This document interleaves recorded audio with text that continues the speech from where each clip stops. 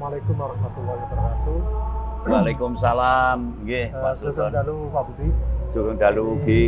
Kami teman-teman dari tim peneliti yang didanai oleh Kedai Reka sedang menyusun atau menyiapkan satu museum virtual Reog Ponorogo.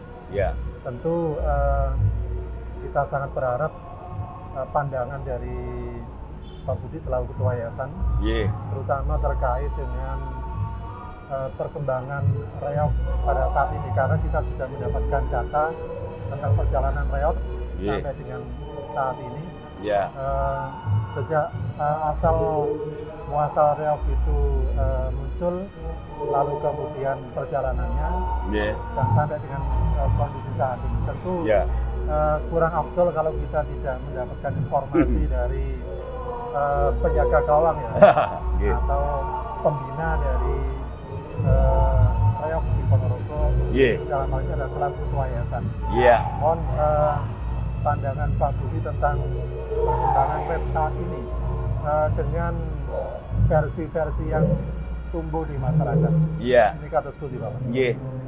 Pertama, atas nama Yayasan Reog, kami menyampaikan terima kasih bahwa dari Lembaga Pengembangan Masyarakat LPM Universitas Muhammadiyah di bawah koordinasi Pak Sultan, kami mengaturkan terima kasih, salam hormat kami kepada Bapak Rektor Unmuh yang telah banyak membantu yayasan dalam rangka perkembangan reog, seni reog Ponorogo ke depan.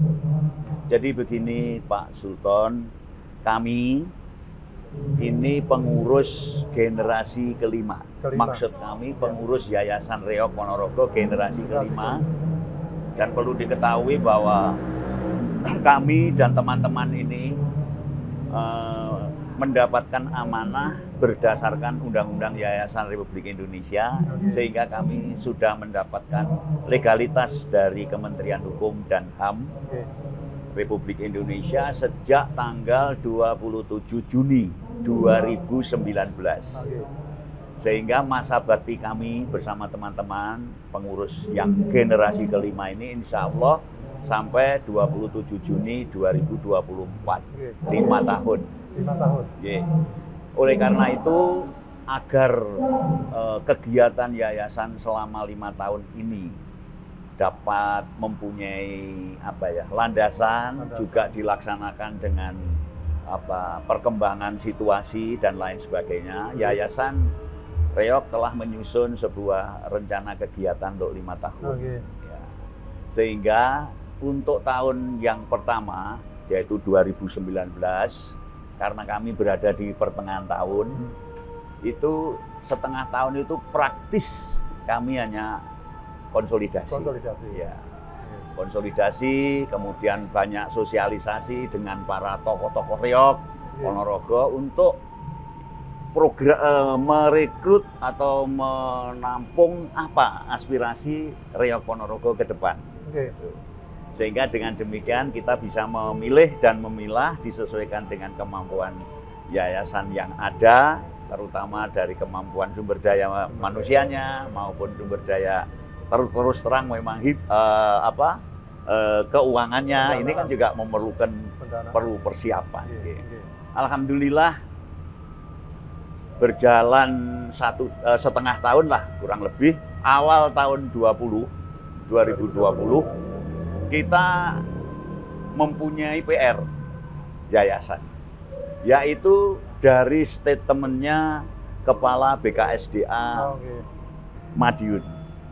Tentunya ini sebagai kepanjangan tangan dari Kementerian Hukum, Kementerian Lingkungan Hidup, bahwa reog kita sebagai warisan daripada leluhur para tokoh-tokoh masyarakat Ponorogo tempo dulu, terutama alat peraga yang utama Pak Sultan, yaitu dadak merak dan caploan. Ya, istilahnya barongan lah.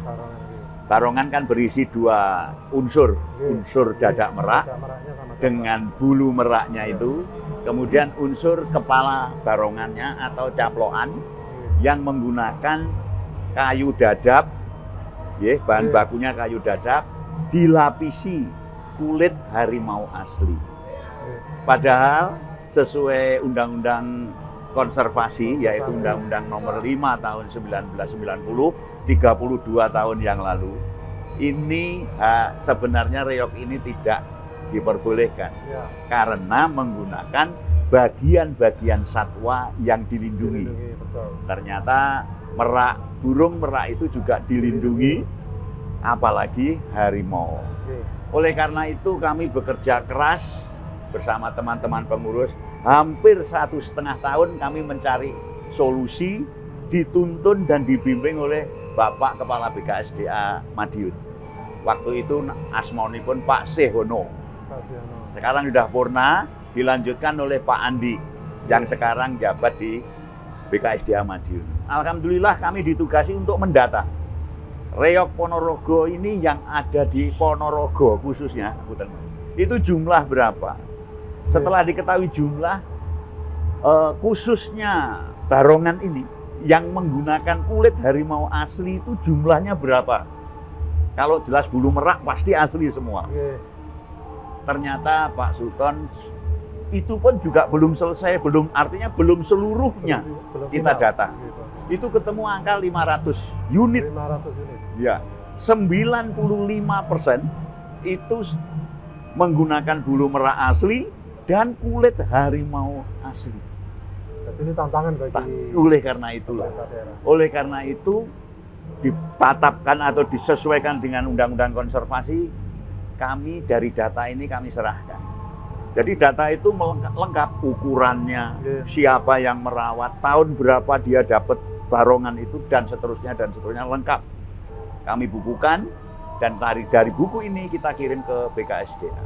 Urgensinya apa, Pak? Urgensinya bahwa kita mencari upaya jalan keluar agar seni reog Ponorogo ini tidak dilarang.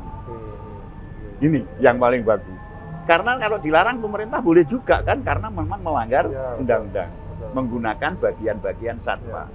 Alhamdulillah.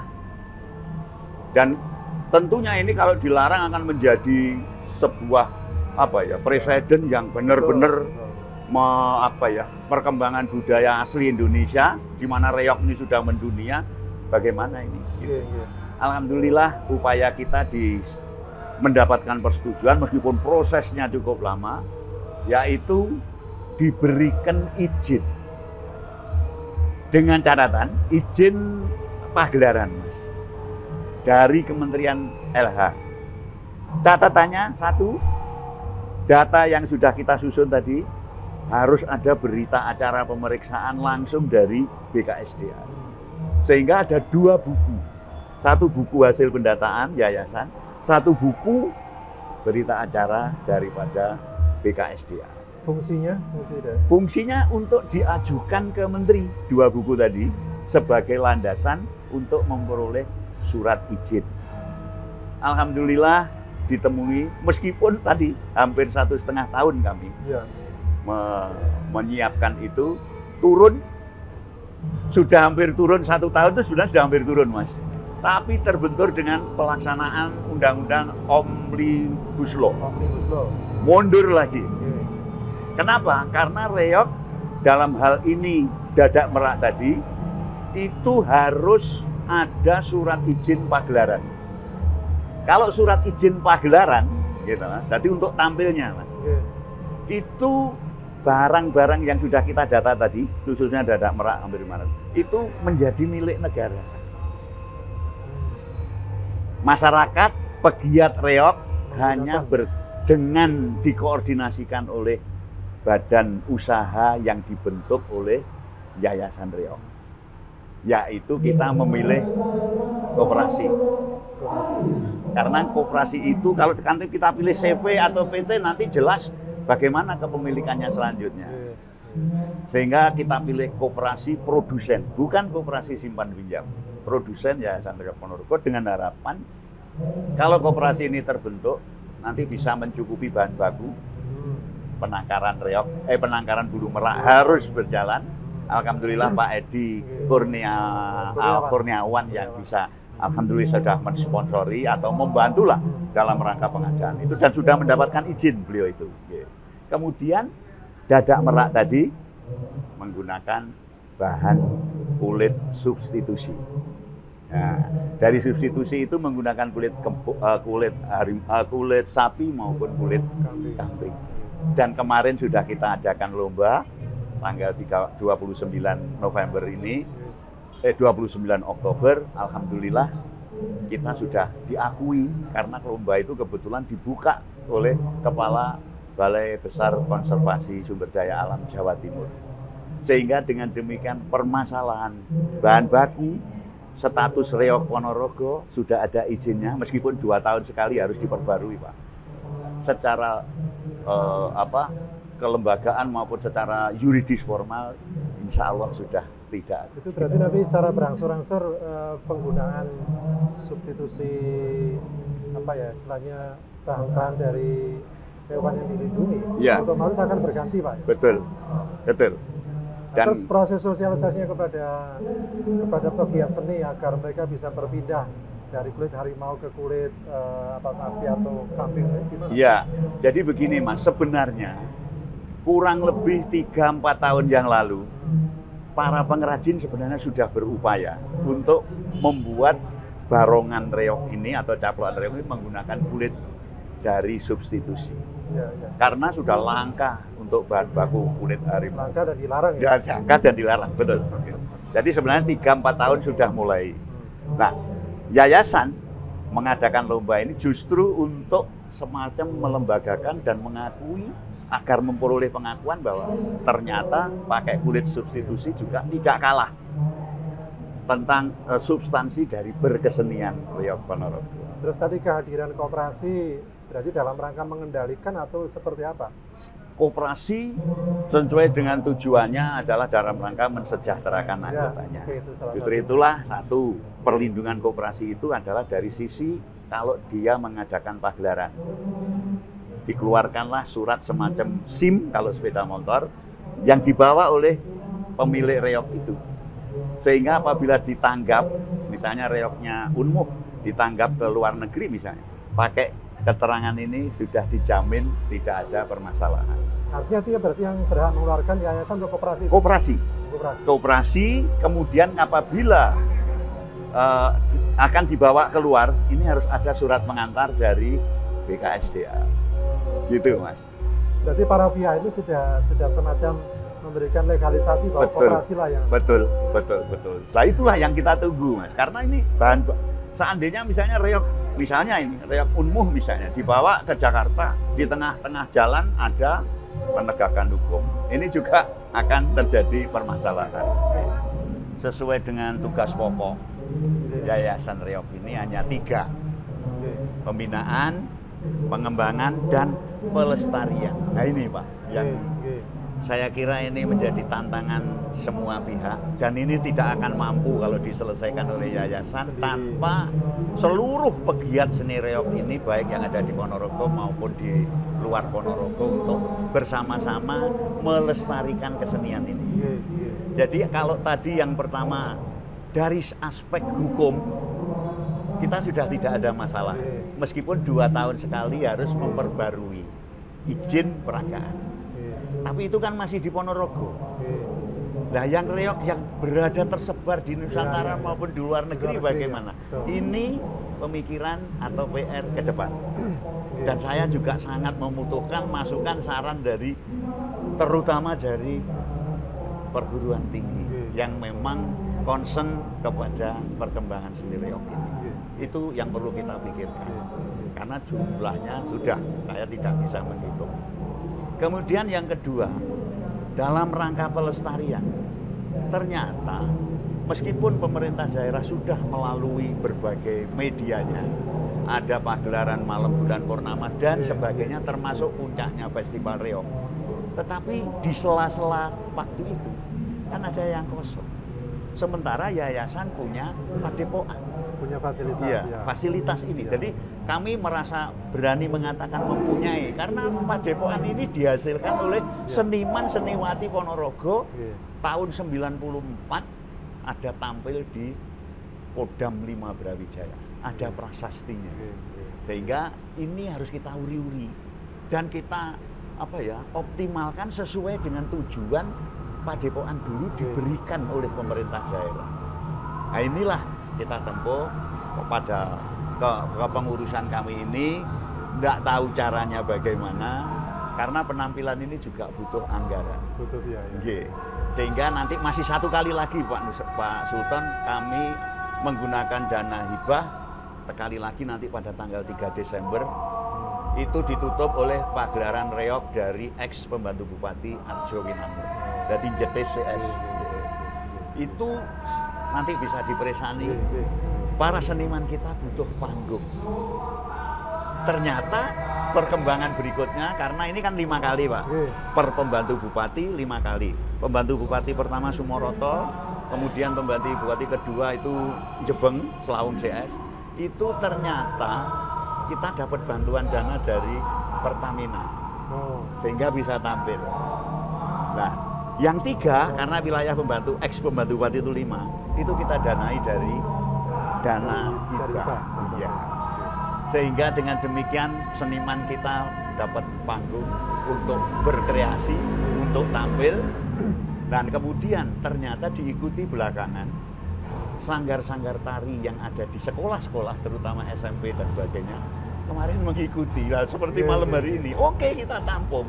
Yang penting kita gotong royong bersama-sama. Tujuan terakhir nanti Pak, dalam rangka memanfaatkan Padepokan ini. Ini merupakan mimpi Pak Sultan. Bagaimana reog itu bisa tampil memberikan hiburan yang segar, indah, dan heroik kalau bisa dibayarkan seperti kalau kita ke Bali melihat tari kecak.